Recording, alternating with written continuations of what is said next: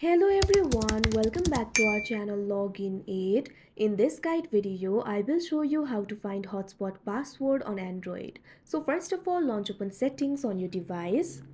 You can see over here settings has been opened. You'll be able to find several options over here.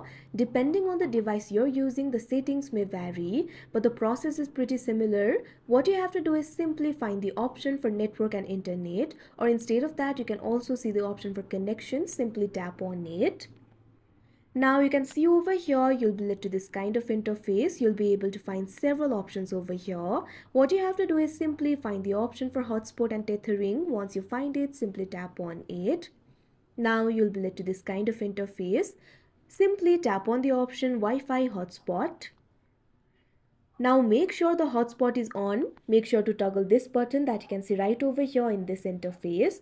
So in this interface, you'll be able to find the option for hotspot password. If you tap on it, you'll be able to see the password over here. So like this, you'll be able to see the hotspot password. So that is how you find hotspot password on Android. I hope you found this video helpful. Thank you for watching. Make sure to like, share and subscribe to our channel.